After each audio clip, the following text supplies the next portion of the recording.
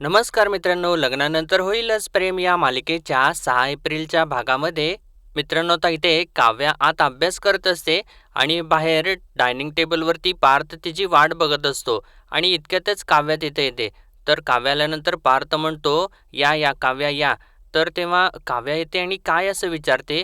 तर पार्थ म्हणतो, काही नाही, ॲक्च्युली ना आई तुमची वाट बघत होती, पण मी म्हटलं तिला जा आणि तिला आता तो बसायला सांगतो. आणि त्यानंतर काव्याला विचारतो, काय झालं, चेंज करायला एवढा वेळ लागला, ऑल ओके ना? तेव्हा काव्या सांगते, फारसं पाणी पित नाहीये मी, पण सारखं वॉशरूमला जायला लागतंय. तेव्हा पार्थ सांगतो, हां ते होय, ते ना ब्लड सर्क्युलेशन जास्त होते त्याच्यामुळे असं होत असेल. तर तेव्हा काव्या आश्चर्याने त्याच्याकडे बघते. तर तेव्हा पार्थ म्हणतो, हां तुम्ही ना आय एसचा अभ्यास करताय, पण मी ना वेगळाच अभ्यास करतोय.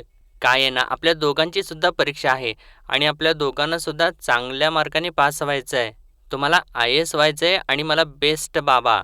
आणि त्यानंतर तिच्या हातामधली पुस्तकं काढून घेतो आणि तिच्यासमोर जेवणाचं ताट ठेवतो आणि तिला म्हणतो, हे घ्या, अगोदर ना तुम्ही कोशिंबीर घ्या. तर काव्या त्याला म्हणत असते, नाही नाही मला नको आहे. पार्थ ऐका ना, मला नको आहे. तर तेव्हा पार्थ म्हणतो, साहो खा हो. मी काय म्हणतोय, तुम्ही वरण भात खाणार का? का फुलका आणि ही तोंडल्याची भाजी? तर तेव्हा काव्य म्हणत असते, नाही नाही ऐका ना पार्थ जरा, मी तुमच्या एफर्टचा खरंच कदर करते, पण आत्ता मला काहीच खायचं नाहीये. तर तेव्हा पार्थ म्हणतो, अहो असं कसं, तुम्हाला काहीतरी खावं लागणारच. तुम्ही एक काम करा, तुम्ही हे घ्या, मस्तपैकी ना टोमॅटोचा सार घ्या. तुम्हाला माहिती आहे ना आई किती भारी बनवते, असं म्हणून तो तिला टोमॅटोचा सार देतो. तर काव्य आता त्याच्यावरती जरा भडकतेच आणि जरा मोठ्या आवाजात म्हणते, नको आहे मला. आणि म्हणते, का फोर्स करताय मला आणि का प्रत्येक वेळी मी तुमचं ऐकलं पाहिजे?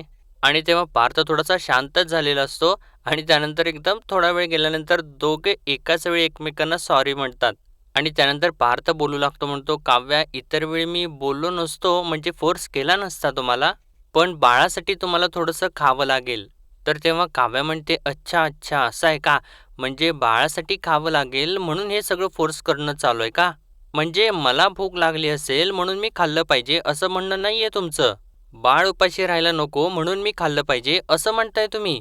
तर काव्या असं बोलत असताना पार्थला थोडासा धक्का बसतो आणि तो म्हणतो, अहो काव्या, हे कुठून कुठंपर्यंत नेताय तुम्ही? मी फक्त एवढंच म्हणालो, असं तो सांगायचा प्रयत्न करत असतो. तर काव्या त्याला मध्येच थांबवते आणि म्हणते, पार्थ ऐका ना, मला हवं असेल तर मी घेईन, खावंसं वाटलं तर मी खाईन. तुम्ही तुम्ही जाऊन झोपा ना, मला जेव्हा खायचं असेल तेव्हा मी खाईन. आणि तरीसुद्धा पार्थ काहीतरी बोलायचा प्रयत्न करत असतो. तर तेव्हा काव्या तर पूर्ण संवादच कट करून टाकते, म्हणते गुड नाईट. आणि आता पार्थचा नाईलाज होतो आणि तो आता तिथून उठतो आणि तो थोडासा नाराज सुद्धा झालेला असतो आणि थोडंसं मागे जाऊन परत मागे वळून बघतो आणि अखेर आता तो तिथून निघून जातो. पण काव्याला त्या गोष्टीचं, म्हणजे तिने पार्थला बोललेलं असतं, तिला सुद्धा थोडंसं वाईट वाटत असतं. आणि त्यानंतर काव्याचा, म्हणजे पार्थने जे काही तिला वाढलेलं असतं ते परत परत त्या बाउल्समध्ये सगळं काढू लागते. आणि इतक्यातच मागून रम्या ते सगळं काही बघते. म्हणजे बहुतेक ती सगळं काही ते आडोशाला उभारून ऐकतच असते. आणि आता पार्थ गेला म्हटल्यानंतर आता ती समोर येते आणि हळूच मागून येऊन काव्याला म्हणते, चोरी पकडली गेली.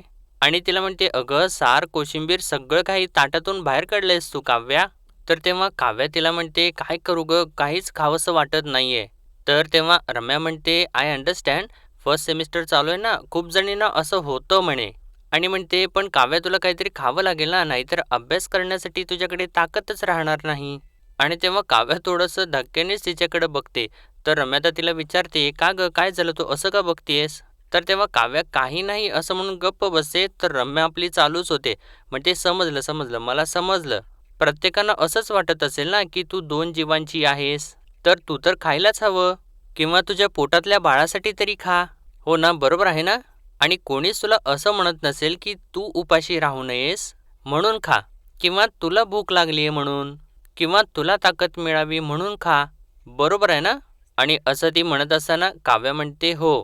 तर रम्या म्हणते, मला हे सगळं समजते, पण यामध्ये मी तुझी काहीच मदत करू शकत नाहीये काव्या. पण एक गोष्ट नक्कीच आहे ज्यामध्ये मी तुझी मदत करू शकते. तर तेव्हा काव्या काय असं विचारते. तर तेव्हा रम्या म्हणते, फ्रूट प्लेट बनवून आणू, फळं खाशील? तर तेव्हा काव्या चक्क तिला हो असं म्हणते. तर तेव्हा रम्या म्हणते, परफेक्ट, मी घेऊनच येते. तर तेव्हा काव्य तिला आता विचारते, कुठली फळं आहेत? तर तेव्हा रम्या म्हणते, ते तर सरप्राईज आहे. तर तेव्हा काव्या तिला म्हणते, "ऐक ना, मी थोडंसं ना हॉलमध्ये बसते." तर तेव्हा रम्या म्हणते, "हो, चालेल, चालेल, मी आलेच." असं म्हणून ती आता तिथून निघून जाते. म्हणजे फळं वगैरे आणायला जाते आणि बहुतेक मित्रांनो ती पपई वगैरे घेऊन येते की काय? कारण तिने पपई आणलेली असते ना ती काव्यासाठीच. आणि त्यानंतर आता काव्या डायनिंग टेबलवरची आपली पुस्तकं वगैरे घेते आणि तिथून हॉलकडे जाते. आणि मित्रांनो आत्ता आपण जसं म्हटलं तसं इकडे ही रम्या तिने आणलेली जी पपई असते तीच फ्रीजमधून बाहेर काढते. आणि ज्यावेळेस ती पपई हातामध्ये घेते तेव्हा तिला तो क्षण आठवतो ज्यावेळेस वसूने ती पपई बघितलेली असते आणि ती म्हणालेली असते, "अगं बाई, ही काव्याला तू पपई खायला घालून तिच्या बाळाचं वगैरे." असं एकदम म्हणता म्हणता रम्याने तिला थांबवलेलं असतं. आणि त्यानंतर आता रम्या जी असते ती आता पपई कापू लागते. आणि इकडे मित्रांनो आता त्यांनी जीवा आणि नंदिनीमधला सीन दाखवलेला आहे. नंदिनी आता झोपी गेलेली असते आणि जीवा तिच्या डोक्यावरती थापटत असतो आणि तो तसाच उदास बसलेला असतो आणि त्याच्या मनामध्ये तेच सगळं काही चालू असतं, आत्ता जे काही घडलेलं असतं ते. आणि तेव्हा त्याला तो क्षण आठवतो ज्यावेळेस नंदिनीने त्याला विचारलेलं असतं, "आत्ता समजा देव ना करो पण आपल्याला मूल नाहीच झालं आणि आपल्याला मूल हवं असेल तर मग काय करायचं? आहे का तुमच्याकडे उत्तर?" आणि असं सगळं त्याला काही आठवत असतं. तर तेव्हा समोरच जरासा वारा सुटतो आणि टेबलवरती एक वही ठेवलेली असते. त्या वहीची पानं पलटतात आणि जीवाचं त्याच्याकडे लक्ष जातं आणि जीवा लगेचच आता उठतो आणि त्या टेबलवरची वही आणि पेन आपल्या हातामध्ये घेतो आणि येऊन खाली इकडे बसतो आणि त्यानंतर त्या वहीचं एक पान फाडतो आणि त्याच्यावरती एका भागात लिहितो की आम्ही आई-बाबा होणार आणि दुसऱ्या भागात लिहितो आम्ही आई-बाबा होणार नाही. आणि त्या भागांचे 2 भाग करून त्याच्या चिठ्ठ्या तयार करतो. आणि मित्रांनो तो स्वतःच त्या चिठ्ठ्या उधळतो आणि चिठ्ठ्या उधळून तो आता त्यामधली एक चिठ्ठी निवडणार असतो आणि तो सारखं घाबरून आता नंदिनीकडे सुद्धा बघत असतो.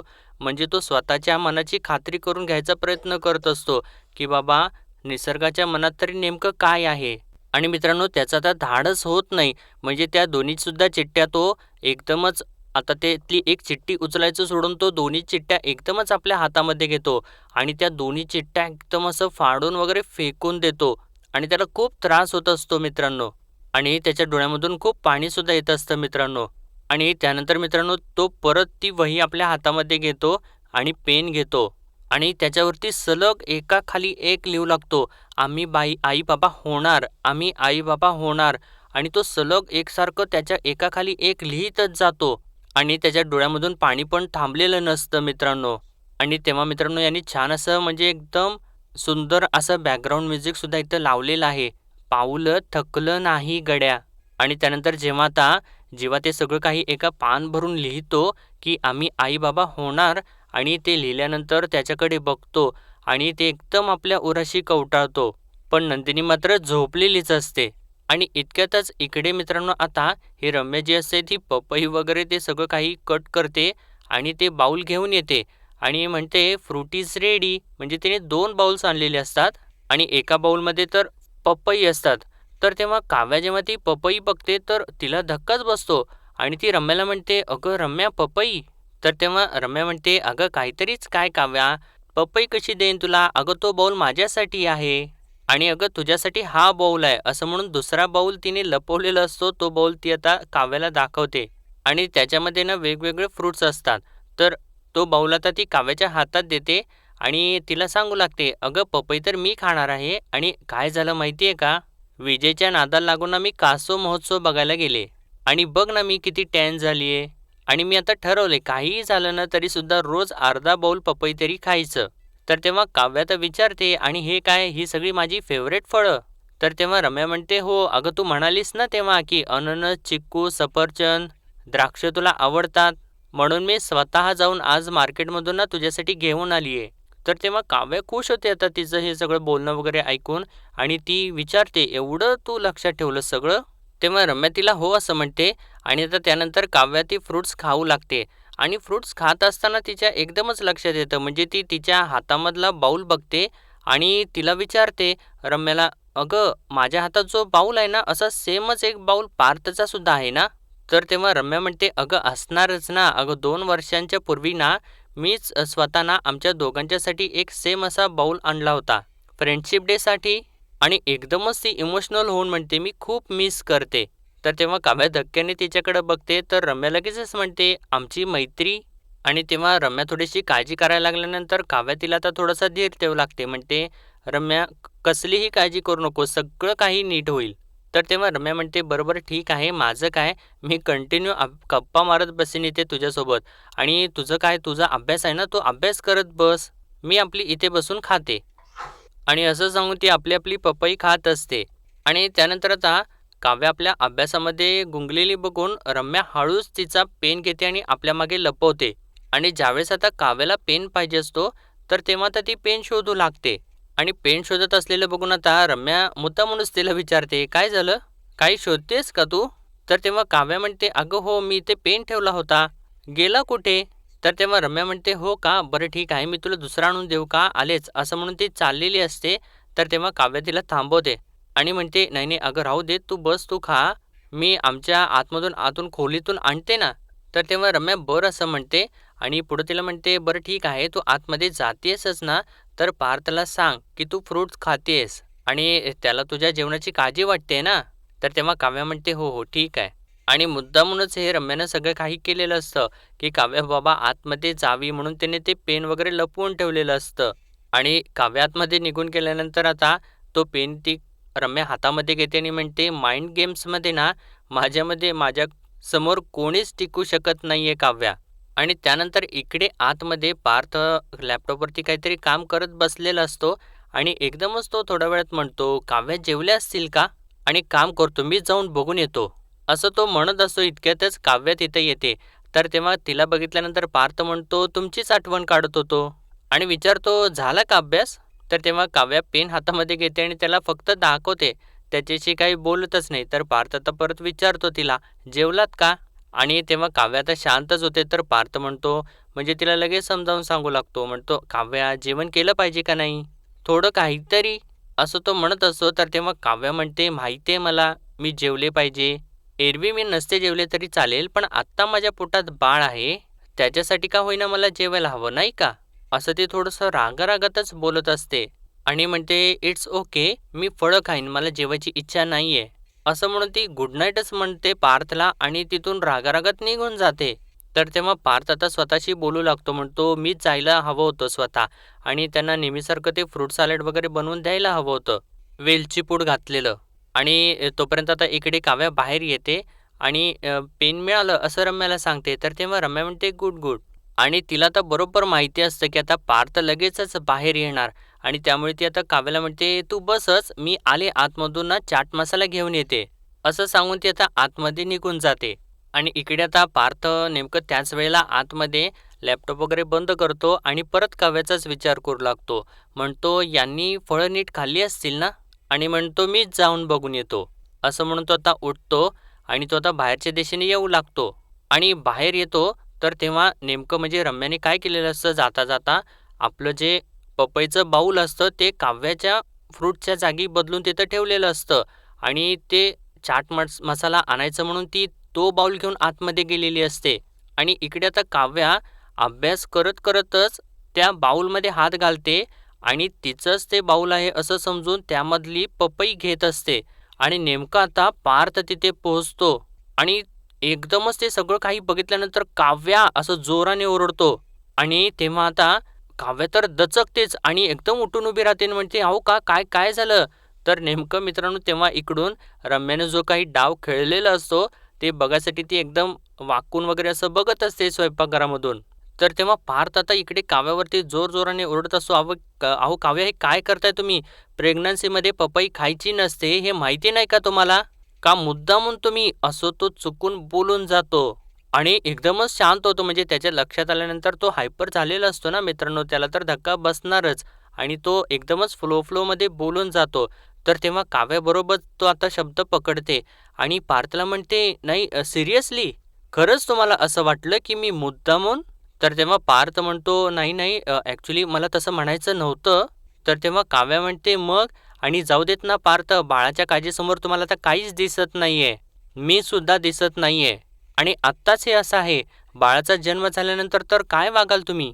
आणि ते सगळं काही इकडे बघत असताना रम्या मात्र आत हसत असते, तिचा प्लॅन एकदम सक्सेसफुल झालेला असतो.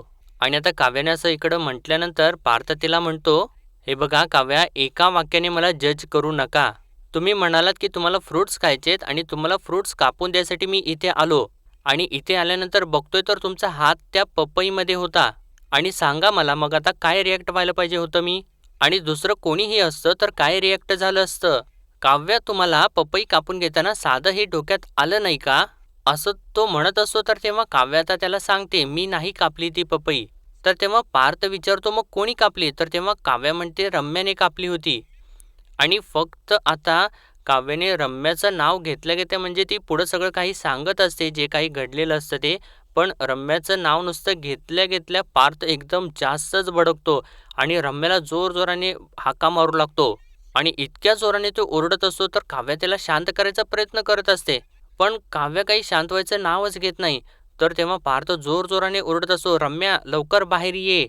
आणि आता रम्या तर इकडून धावतच बाहेर येते आणि तो तिच्या हातामधला बाऊल असतो तो हळूच लगेच टेबलवरती ठेवते समोर. तर तेव्हा म्हणजे त्या या दोघांच्या सुद्धा लक्षात येत नाही की तिने तो बाऊल समोर टेबलवरती ठेवलेला असतो. तर तेव्हा रम्या आलेला विचारते, काय झालं?" तर तेव्हा पार्थ म्हणतो, "काव्यासाठी तू बनवलंस का तो बाऊल?" तर तेव्हा असं तो ओरडत असतो आणि इतक्यातच आता मानिनी सुद्धा त्याच्या आवाजाने येते आणि विचारते, "अरे पार्थ, काय झालं? का आरडाओरडा करतोयस?" तर तेव्हा मिथून काका सुद्धा आपले डोळे पुसत वगैरे येतो. तर तेव्हा आता मानिनीने असं विचारल्यानंतर पार्थ म्हणतो, "आई, तू मध्ये बोलू नकोस." आणि तो रम्याला जोराने ओरडून विचारतो परत, "काव्यासाठी फ्रूट बोल तू बनवलास का?" तर तेव्हा रम्या म्हणते, "हो, मीच बनवलं, पण काय झालं? काही चुकलं का?" तर तेव्हा रम्याने असं विचारल्यानंतर पार्थ म्हणतो, "हो, चुकलं ना. काव्याने तुझ्यावरती विश्वास ठेवलाय ना, तेच चुकलंय. इतके सगळे प्रयत्न करून सुद्धा मी तुझा झालो नाही म्हणून तू आमचा संसार मोडायला निघालीस? आमच्या बाळाला मारायला निघालीस?" असं तो सगळं काही एकामागोमाग एक आरोप करत असतो. म्हणजे तो तेवढा हायपर झालेलाच असतो. पण काव्यासुद्धा त्याला थांबवायचा प्रयत्न करत असते आणि तो तिचंसुद्धा काही ऐकत नसतो. तर तेव्हा रम्या त्याला म्हणत असते. तर तेव्हा पार्थ एकदम बोट वगैरे करतो रम्याकडे आणि म्हणतो, "माझ्या बायकोपासून आणि आमच्या बाळापासून लांब राहायचं हं रम्या." असं तो बोट वगैरे करूनच तिला बोलतो. आणि तेव्हा काव्या आहो असं म्हणत असते. तर इतक्यातच तो असं बोट वगैरे केलेलं असतं ना त्यानं रम्याकडे, तर त्याचं बोट येऊन विजय पकडतो आणि त्याचं बोट तो रम्यापासून असं खाली करतो. आणि आता पार्थकडे तो रागारागाने बघत असतो. आणि आता यावेळेला कुठून आलेला असतो हा काय माहिती नाही. पण यांचं या दोघांचं असं सगळं काही झालेलं असतं मित्रांनो. आणि त्याला बघितल्यानंतर या सगळ्यांनाच धक्का बसतो.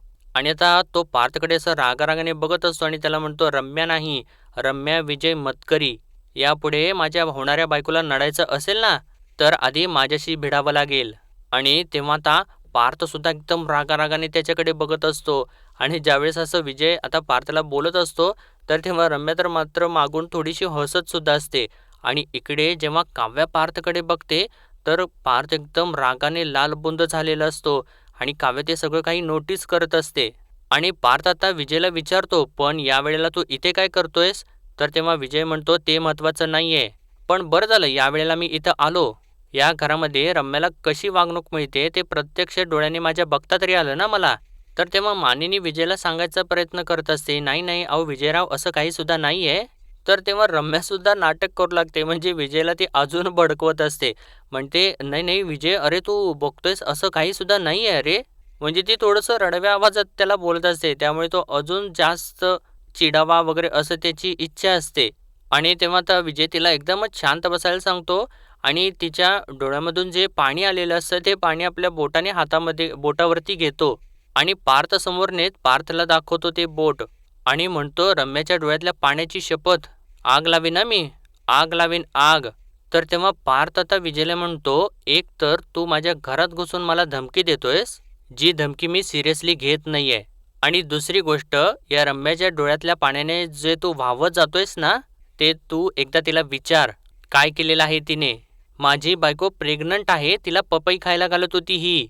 आणि तेव्हा तर रम्या आपला डाव खेळायला सुरुवात करते पार्थनं असं बोलल्यानंतर. म्हणते, "अरे पार्थ, मी माझा सगळा काही भूतकाळ आहे ना, तो विसरून मूव्ह ऑन झालेली आहे. तुला आणि काव्याला मी खरंच मनापासून ॲक्सेप्ट केलेलं आहे. तुमच्या लग्नानंतर पडेल ते काम केलेलं आहे मी. तुमच्या होणाऱ्या बाळाला सुद्धा खूप जीव लावणार आहे. तरी सुद्धा तुझा माझ्यावरती विश्वास बसत नाहीये. मग तूच सांग आता, काय करू मी?" म्हणजे काय करू मी, की ज्यामुळे ना तुझ्या डोक्यामधली ही संशयाची जळमटं निघून जातील. तर तेव्हा पार्थ तिला बरोबर ओळखत असतो आणि तिला म्हणतो, "ही नाटकं ना आधी बंद कर." तर तेव्हा रम्या म्हणते, "अरे पार्थ, मी खरंच बोलतीये.